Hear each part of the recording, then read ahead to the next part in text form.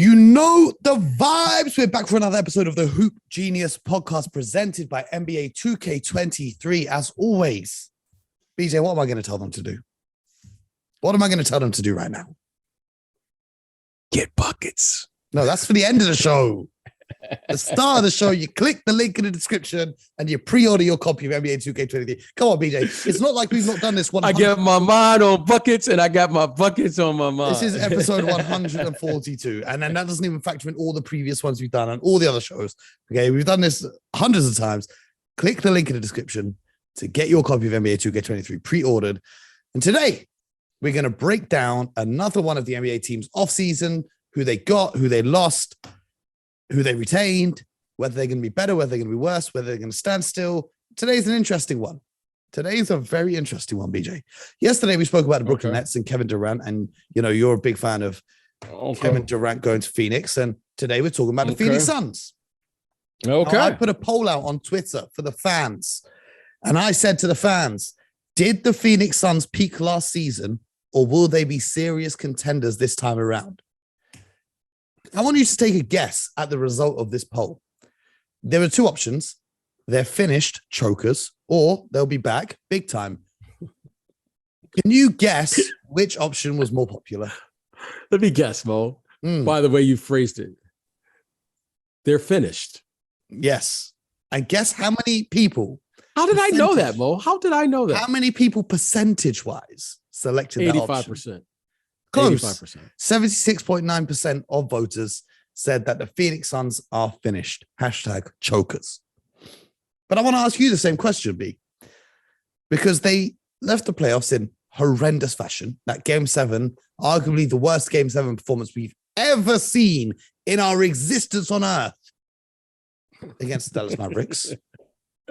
Am I lying? Have you seen a worse performance in the Game 7? Yeah, you're so. I haven't seen all the Game 7, so I can't answer. Out of all of the ones you've seen, have you ever seen a worse performance in the Game 7? A loss is a loss. You don't get special points for a 1 the only point one, win. the only one that comes close is when the Houston Rockets beat the Clippers in that Game 7 with Corey Brewer and Josh Smith leading the charge. So anyway, the worst Game 7 we've ever seen. Phoenix Suns kind of disappeared for a little bit into the abyss of the rest of the playoffs. And then the offseason came around. Big questions with DeAndre Ayton, et cetera, et cetera. As always, BJ, I'm going to give you a rundown of who they've lost, who they've kept, who they've got. They lost Aaron Holiday to the Atlanta Hawks. They lost JaVale McGee to the Dallas Mavericks. Elfrid Payton is currently a free agent. They gained Damian Lee from the Warriors, Josh Okogie from the Timberwolves, Dwayne Washington Jr. from the Pacers, and Jock Landale from the Spurs. And they re-signed the one, the only Bismack Biyombo. They gave a contract extension to Devin Booker, and they retained the services of one DeAndre Ayton. So they've not made any big upgrades to their roster so far this season. But a lot of people, given that they were the runaway 1 seed and looked absolutely incredible for most of last season, with the exception of 4 games against the Dallas Mavericks. Also, they struggled to beat the Pelicans, which I forgot to mention. But a lot of people are kind of disrespecting them just a little bit. What do you think about the Phoenix Suns? If I'm going to ask you the question, are they going to be serious contenders this season? What are your thoughts? I think they are contenders this season based on the talent that they have returning. Serious contenders. Based on serious contenders. Okay, they have size, they have depth, they have experience. And you know what? Last year, like every team that goes to the playoffs, you know, you'll run into a player or a team that's hot. And make no doubt about it, Luka Doncic in that series, no matter what the regular season said, Luka Doncic was the best player on the floor in that series. Okay. Okay. And anytime you have a player like Luka Doncic, you have a player like Giannis, when you have the best player on the floor, anything can happen. Okay. You ask the Celtics. The Celtics won that Game 7. Okay. The Celtics won Game 7. Which one? Against the Milwaukee Bucks. Yes. But that could have gone either way. Yeah, because they had the best player on the floor in Grant Williams. So it could have gone either way. And well, I mean, no doubt about it. I mean, you're absolutely right. And when you get contributions from unlikely places, that pushes you on the top. But we didn't see Grant Williams give that type of effort throughout the rest of the playoffs. But that's another conversation. He didn't need to. But he got them there. Yeah, he did. Yeah, he did. Yeah, he did. He needed to. Okay. But however, hey, 7 games against Giannis will take its toll on anyone. No question about it. Luka was the best player on the floor by far. And when you have the best player, anything can happen. Anything can happen. And Luka's that type of player. Make no doubt about it. So I don't think there's anything for them to hang their heads down about. Great players are going to be great if you allow them the opportunity to do it. And you give him 7 games. He's going to have one of those games. You just hope it's not in game 7. That effort could have been in game 1. But it wasn't just Luka Doncic. The other guys were open because of the attention they were giving to Luka Doncic. Yeah, but also Phoenix couldn't score the basketball. That's like playing with a great player and you have 30 and you're like, oh man, I gave him 30. No, you were open for a reason. Okay, but on the other side, the other guys are open for a reason. On the other side, Phoenix couldn't score, regardless of how good Luka is on the offensive end. It's hard to score when you're taking the ball out of the baskets all the time. That's hard to do. Okay, that's hard to do. When the other team has like 70 points at half, it's hard for you to get some rhythm when you're constantly taking the ball out of the net. Okay, so that was last season. Looking forward to this season. Now, I personally think they're going to have a good season. Yeah, I personally think Devin Booker is going to come back with a vengeance.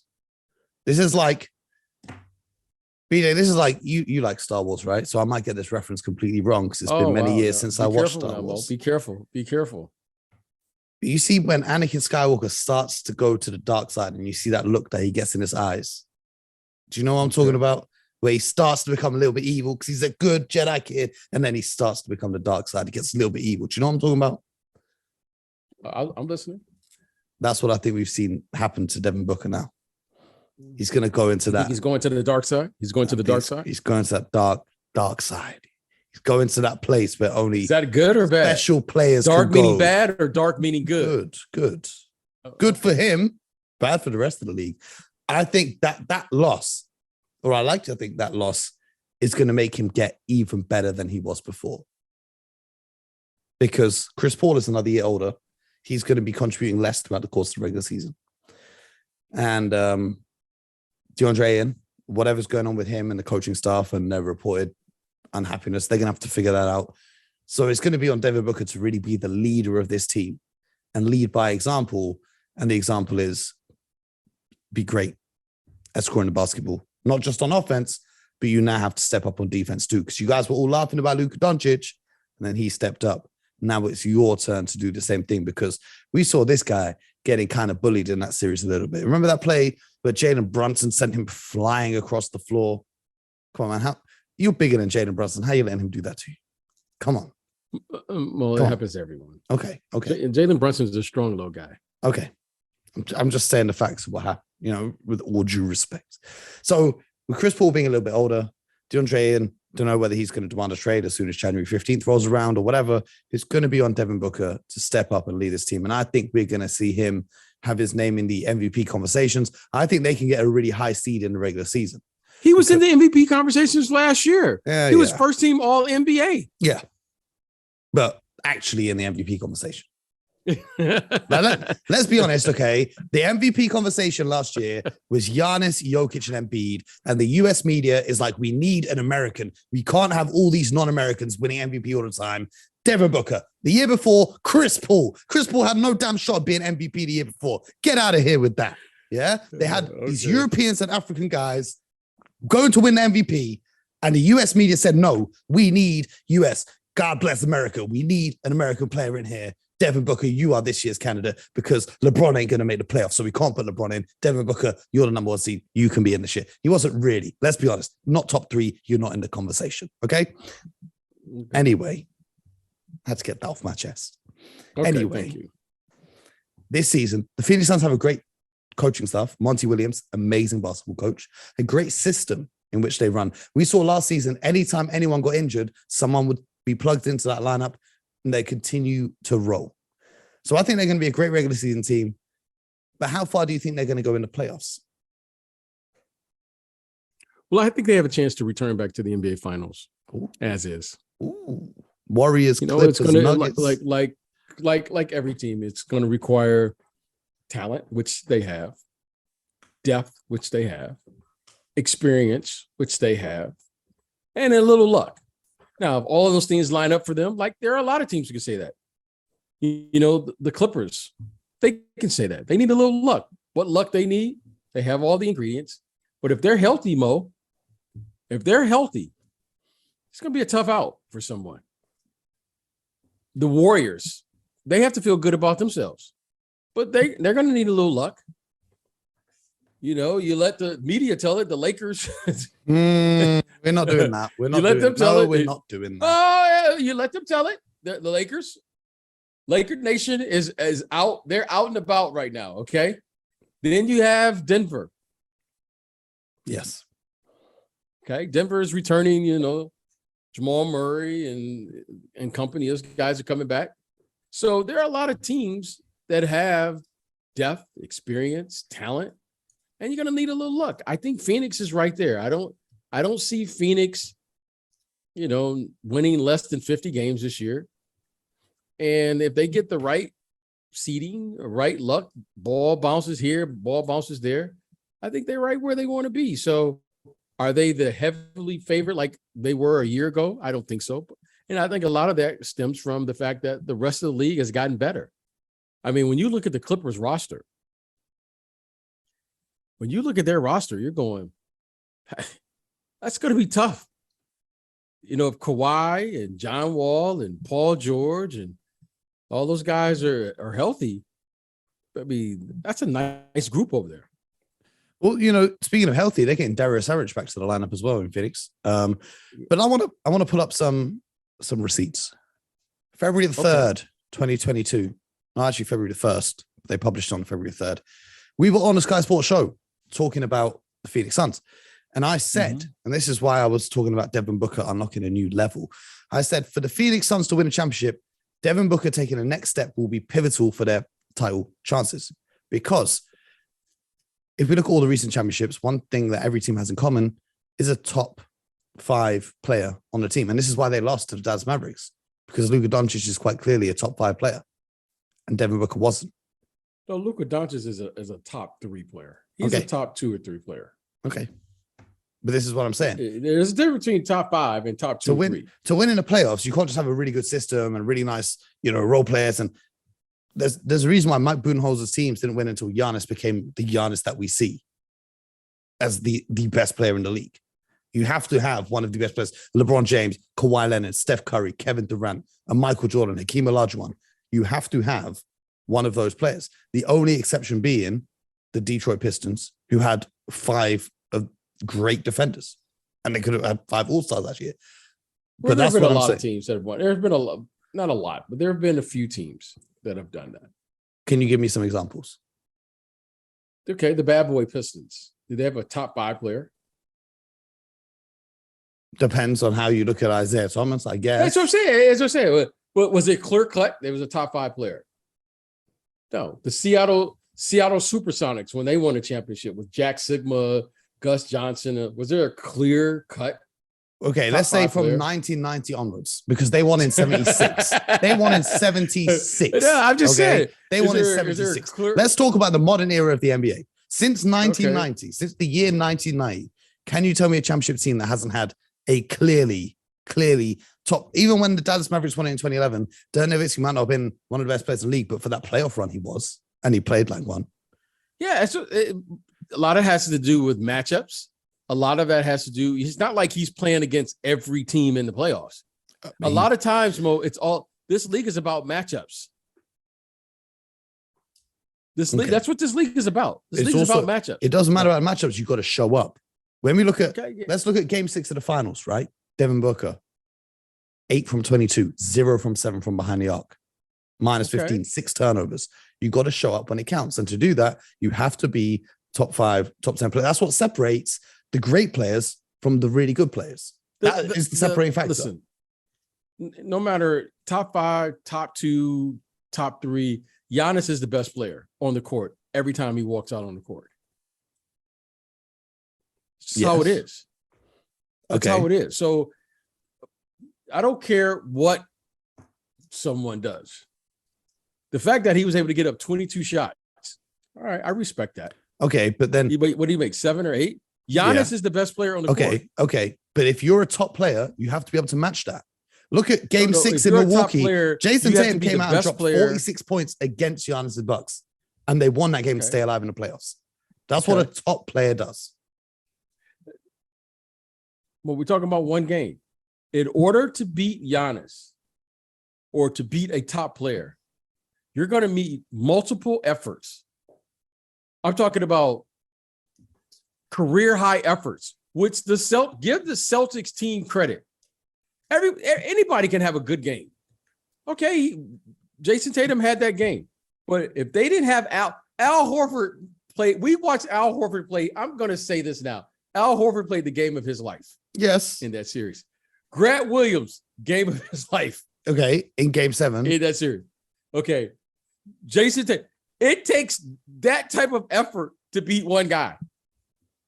And they still almost won that series. But that's how good he is. That's how good he is. That's how good he is. But Jason Tatum played that game like one of the top players in the league. And he went one game is not going to win a series. They got multiple efforts from multiple people during the course of that series. We're comparing 2 Game 6s against Milwaukee. Both of which what we're comparing is if they lost that, they would have been eliminated. No, you're comparing a game. We can take any game. If you just want to compare a game, I'm comparing the games that count. I'm talking about the elimination game. All the games count. Well, no, because Game 1 clearly counts less than an elimination game. When we were in the finals this year, every game counts. Game 1 is counted a lot less than Game 6. No, they all count. Game 1 counts less than Game 6. Okay, fine. If you want to believe that, I can't tell. As a person who's played in, is there more pressure on you in a Game 6 or 7 than there is in Game 1? Is just as if I win Game 1, my chances of winning Game 6 have just increased. Than if you lose Game 1. Is there more pressure on you going into Game 1 or going into a Game 6 or 7? No, there's not. Every possession. That's why the playoffs matter. Every possession counts. You may think there's more pressure. That's you psyching yourself out. Every possession counts. Every game counts. Game 7 is no different than Game 1. I'm trying to win every time I get out there because injuries happen, bad games happen, poor shooting performances happen, turnovers happen. Things happen in the course of a game, in the course of a series. So if you believe that Game 6 is more important than Game 1, that's fair. Just let me win Game 1 then. Okay, and I'll take my chances. I'll tell you what, Devin Booker and the Phoenix Suns won Game 1 and Game 2. Okay, that's fine. But in a playoff series, you just the series doesn't start till the other team wins on the other team's home court. How many times you've heard me say that, or are we just going to disregard that? This isn't like a new argument. Okay, so the games after someone's won on the other team's home court, do they weigh more then? Because the series has actually begun? No, the series because now you have an opportunity to gain an advantage. Okay, but if the series hasn't You're looking begun, for every advantage. If I can win a quarter, if I win one quarter, that means I can win the second quarter. I can win. Okay. But if the series doesn't begin until someone wins on the road, that means by definition, the games before another team wins on the road are not as important as the one. No, it's your definition. By most you contradicted it. Okay, I can say mine, and you can say yours beautifully. I'll let Mo speak his definition, and I won't put words in Mo's mouth. I'll let Mo drink his water. I'm just repeating what you've said to me. No, I haven't said anything. So how are you going to repeat something? I haven't said anything. You have said that. It's recorded. It's on tape. You've been talking. This is Mo trying to wiggle out. This is the wiggle. I'm not wiggling nowhere. This is called the fallacy and the logic. Go ahead. You go ahead. No, I'm not. We can move on. We can move on. We can move on. New listeners to this show must be so confused, but BJ is contradicting himself, and I like to what he calls troll him. Anyway, the point being, if the Phoenix Suns want to win a championship, in my humble opinion, Devin Booker needs to play like a top 5 player in the league when it comes to playoff time, which he has failed to do so far in his career. Do you agree on that statement? No, I don't agree with that. Why not? Because this team has not depended on for Devin. This team is not built around the fact that they play a system of play in which they force feed Devin Booker, and Devin Booker has to carry the team for long stretches. Is he capable of doing that?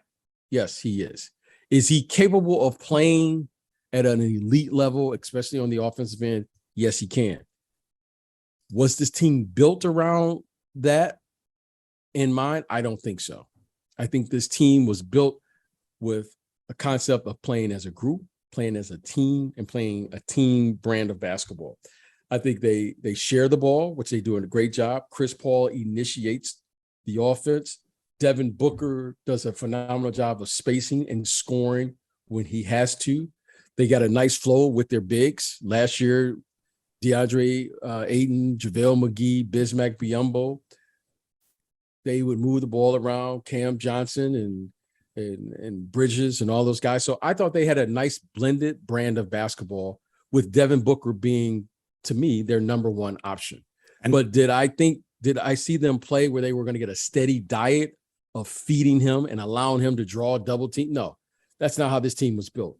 They're built around a team basketball, having a nice blend of inside, outside, transition, doing the things, looking for advantages on the court, which they could explore because they had 5 guys on the floor at all times that could score. And do you think that's enough to win an NBA championship? Yeah, I do. Playing the same style. I think in today's, here's a style. They have a very versatile style. They can shoot from the outside. They have bigs. They can play the vertical game. They can get up in transition. They can slow it down. They have nice sized athletes that can play. They can execute an offense in the half court. I think they have a nice blended style of play. Now, they don't have a traditional player that they throw the ball to, a la Giannis, a la Jokic, a la Luka Doncic, Joel Embiid, Kevin Durant, LeBron James, where they just throw the ball and they're going to play through him. They can play in a variety of ways, which to me allows you to have a more versatile style. That's me, though. I like that way of playing. Now, it is, I think it's very comforting to know that if things aren't working as your team, you can just throw the ball to one guy. That's a comfort blanket. I like that. Like, you know what? Hey, okay, Giannis, bail us out a little bit. We're not playing well in the third quarter. The offense isn't working. And then Giannis can go on a tangent. And then we can get back to playing team basketball in the fourth quarter. I like that too. I think that's necessary. But overall, I think, you know what?